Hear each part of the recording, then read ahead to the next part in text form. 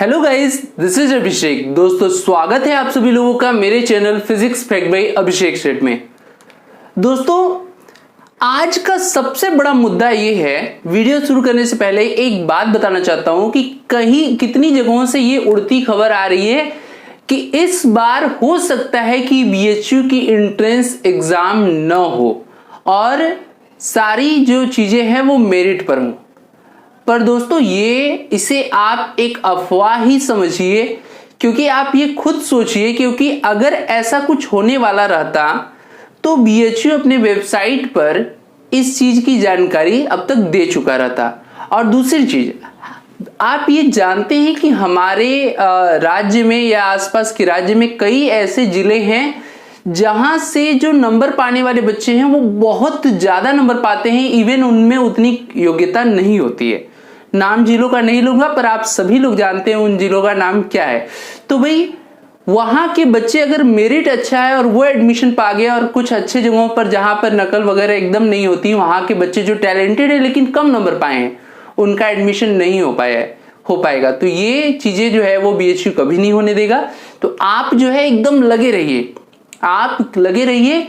ये जान लीजिए कि अगर इसके बाद भी अगर किसी का होता है बिना मेहनत के, यानी वो नसीब वाला है, तो एक चीज ये भी सुन लीजिए कि नसीब वालों को सिर्फ उतना ही मिलता है जितना कोशिश करने वालों से छूट जाती है। ओके दोस्तों, तो इसी लाइन के साथ मैं आज की वीडियो अपनी शुरू करता हूं। आप लोग वीडियो को पूरा देखिएगा, वीडियो को पसंद कीजिएगा, लाइक कीजिएगा और अपने दोस्तों में शेयर करिएगा। तो आइए शुरू करते हैं।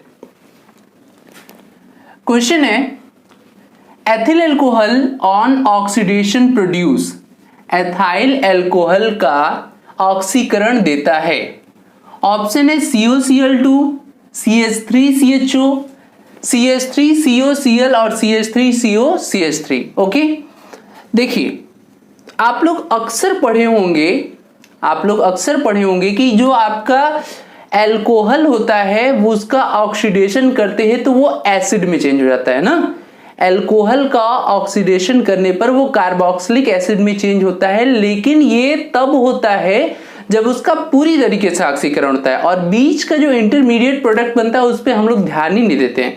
तो अगर उसकी बात करें तो पहले एथिल अल्कोहल लिख लेते हैं, CH3CH2OH प्लस आपका नेसेंट ऑक्सीजन, ये रिएक्शन करके बना लेता है CH3CHO प्लस H2O। तो पहले तो ये प्रोडक्ट बनता है, और इसका जब फर्दर यहां पर फिर हम लोग एक और ऑक्सीजन देते हैं, इसको हटा देते हैं, वाटर हटा देते हैं, और फिर एक ऑक्सीजन और लगाएंगे तो वो फिर एसिड में बनता है, एसिटिक एसिड। तो भाई, एसिटिक एसिड तो प्रोडक्ट में है नहीं, तो अरे ऑप्शन में एसिटिक एसिड है नहीं, इसलिए हम लोग का ये ऑप्शन जो है CH3CHO वो एग्जैक्ट हो जाएगा। और जो ये क्या है, एक तरीके से ये आपका इथेनल है। Okay, ethanal.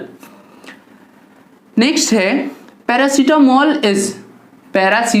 है। तो भाई, ये तो मुझे लगता है कि आप सभी लोगों को पता होगा, क्योंकि आप सब लोग जानते हो कि पैरासीटामॉल जो होता है वो तब हम लोग खाते हैं जब बुखार हुआ रहता है ना, ज्वर हुआ रहता है, बुखार हुआ रहता है, फीवर हुआ रहता है, तो लोग कहते हैं कि पैरासीटामॉल खिला दो, सही हो जाएगा। तो उस दवा को, ये जो पैरासीटामॉल है वो किस कैटेगरी में आता है? एंटीपायरेटिक कैटेगरी में आता है, हिंदी में जिसे कहते हैं ज्वर नाशक।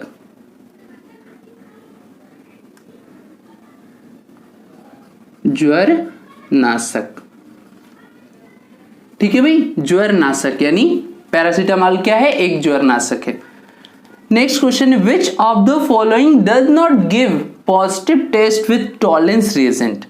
निम्न में से कौन टॉलेन अभिकर्मक के साथ सकारात्मक परीक्षण नहीं देता है? ऑप्शन है एसिटल्डिहाइड, बेंजल्डिहाइड, ग्लूकोज और एसीटोन।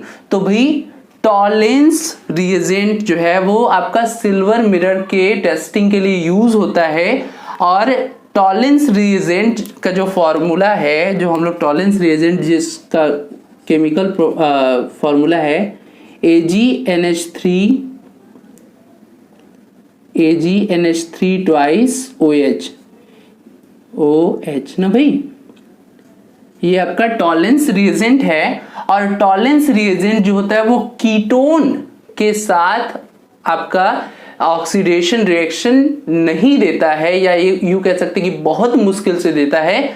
तो सकारात्मक परीक्षण कौन नहीं देगा, बाकी सब आराम से ऑक्सीडाइज हो जाते हैं, सिर्फ एल जो आपका कीटोन ग्रुप होता है वो नहीं होता है। और यहाँ पर कीटोन ग्रुप का एक ही मेंबर है, वो है एसीटोन, इसलिए हम लोग का जो ऑप्शन सही होगा वो एसीटोन हो जाएगा। क्लियर है। और यहां से मैंने आपको एक क्वेश्चन और बता दिया कि टॉलेंस रिएजेंट का जो फॉर्मूला है वो आपका क्या है, AgNH3 ट्वाइस OH। ओके, तो दोस्तों अगर वीडियो पसंद आ रही हो तो वीडियो को लाइक भी कर दीजिए और दोस्तों में शेयर करिए। अब हम लोग नेक्स्ट क्वेश्चन देखते हैं।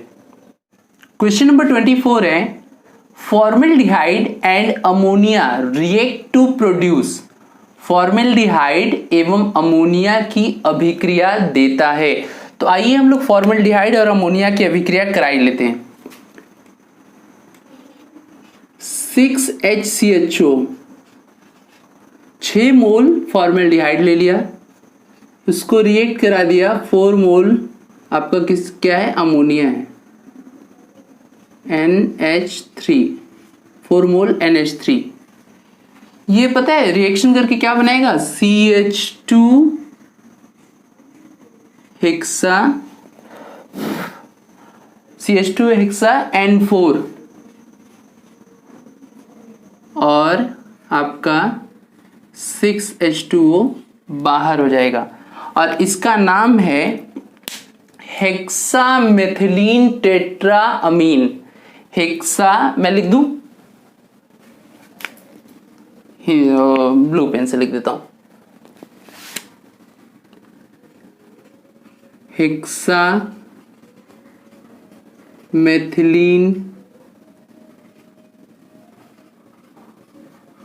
टेट्राअमीन। ठीक है, हेक्सामेथिलीन टेट्राअमीन बनाता है जब फॉर्मेल्डिहाइड अमोनिया से रिएक्शन करता है। ओके, नेक्स्ट क्वेश्चन है, maleic acid and fumaric acid are, maleic acid और फ्यूमेरिक अम्ल हैं, इसमें बेसिकली बताना है कि इसमें किस तरह की समावयता पाई जाती है। तो देखिए, मैलेइक एसिड और फ्यूमेरिक एसिड का बता देते हैं। सबसे पहले इन दोनों में सिस ट्रांस जो है, ये दोनों जो जो दोनों एसिड हैं इनका केमिकल फॉर्मूला सेम है, लेकिन इनका ज्योमेट्रिकल स्ट्रक्चर जो है वो अलग अलग है, यानी ज्यामितीय समावयता इसमें पाई जाती है। कैसे, वो ऐसे देखिए, अभी मैलेइक एसिड का बना रहा हूं। मैलेइक एसिड में क्या होता है पता है, ओइक एसिड का वो पाया जाएगा फंक्शनल ग्रुप, इसको बोलते हैं सिस आइसोमर, ये मैलेइक एसिड का हो गया। फ्यूमेरिक एसिड भी इसी तरीके से होता है, लेकिन उसमें जो आपका फंक्शनल ग्रुप है वो एक दूसरे के ट्रांसवर्स पोजीशन पे रहता है।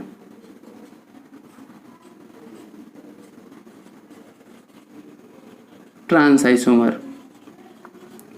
तो इस तरह से हम कह सकते हैं कि यहां पर मैलेइक एसिड और फ्यूमेरिक एसिड में सिस ट्रांस आइसोमेरिज्म होती है, यानी इसको हम लोग ज्योमेट्रिकल आइसोमेरिज्म में रख सकते हैं।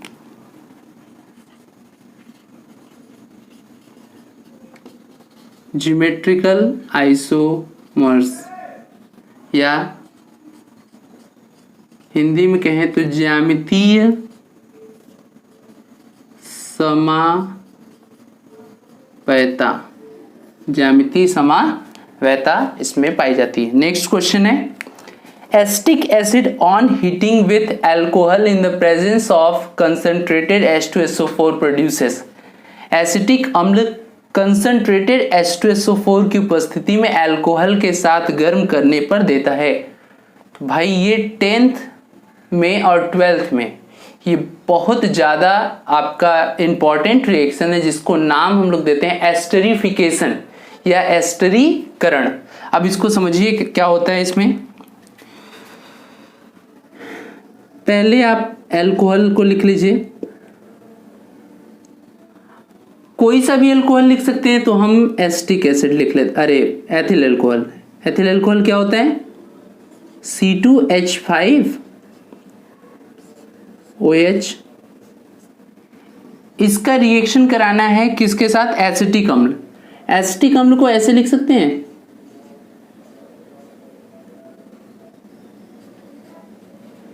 CH3COOH लिख सकते हैं। अच्छा, ऐसे लिखने से थोड़ा सा ये फायदा होता है कि यहां से H2O निकालना मेरे लिए बड़ा आसान हो जाता है। तो मैं यहां से ये करता हूं कि भाई ये H2O जो है, यहां से इतना हिस्सा निकल जाएगा और ये जो है उसके बाद इस तरह से बनाएगा। क्या बनाएगा? C2H5 डबल बॉन्ड CH3, यानी ये एक एस्टर है, ये एक एस्टर है, एस्टर। और जो वाटर निकलने वाला है, जो वाटर निकलने वाला है वो कंसंट्रेट H2SO4 के प्रेजेंस में इवोपरेट हो जाएगा, क्योंकि ये H2SO4 क्या है? ये एक डिहाइड्रेटिंग एजेंट है, यानी ये वाटर को क्या कर लेता है? एब्जॉर्ब कर लेता है, या ये कह सकते हैं कि उसको इवोपरेट करा देता है। तो यहाँ पर जो क्वेश्चन है, acetic acid on heating with alcohol in the presence of concentrated H2SO4 produces, तो इसका आंसर होगा एस्टर। ओके, क्लियर है भाई? चलिए, तो अब नेक्स्ट क्वेश्चन देखते हैं। क्वेश्चन है, Wolff Kishner reduction is used for. Wolff Kishner किसके अपचयन के लिए किया जाता है? ऑप्शन है carboxylic acid, olefins, carbonyl compound and nitro compound.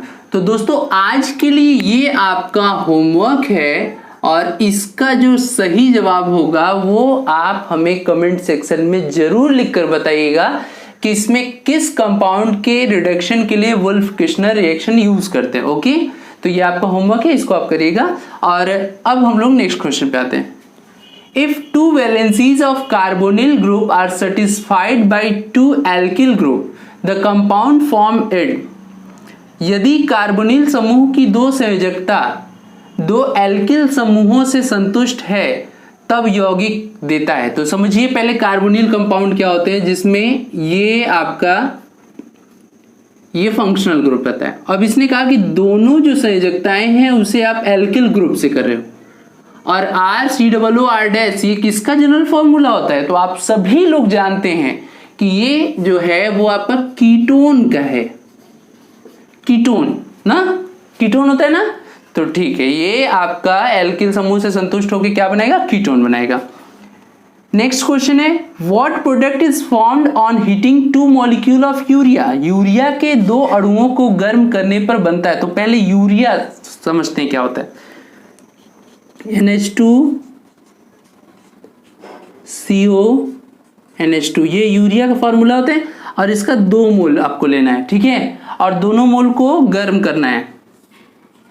गर्म कर दिया, ये क्या बनाएगा? ये ऐसा कुछ बनाएगा, NH2CONH2। और पता है इसका नाम क्या होता है? इसका नाम होता है बाईयूरेट।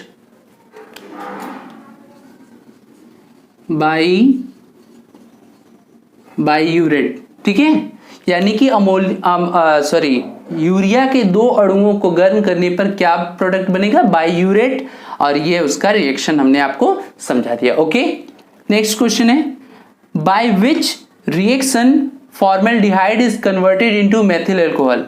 फॉर्मेल्डिहाइड का मेथिल अल्कोहल में रूपांतरण किस अभिक्रिया द्वारा होता है? तो भाई इसके लिए नीचे जगह नहीं है, इसलिए मैं ऊपर का रफ कर रहा हूं, आप हट जा रहा हूं, आप वीडियो पॉज करके नोट कर लीजिए, फिर मैं इसको अब रफ कर रहा हूं। ओके,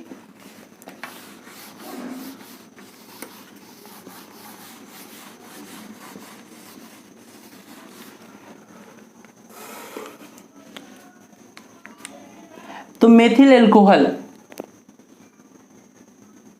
फॉर्मेल्डिहाइड को मेथिल अल्कोहल में चेंज करना है। तो फॉर्मेल्डिहाइड का क्या फॉर्मूला होता है? RCHO ना, RCHO। तो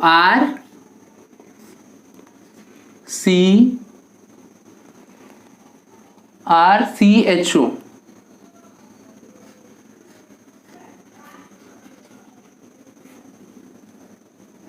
इसका जब हम रिएक्शन कराते हैं किसके साथ, वाटर के साथ,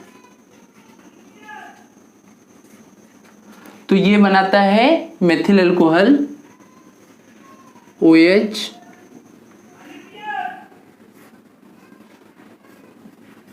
CH3OH, और ये रिएक्शन कहलाता है कैनिजारो अभिक्रिया।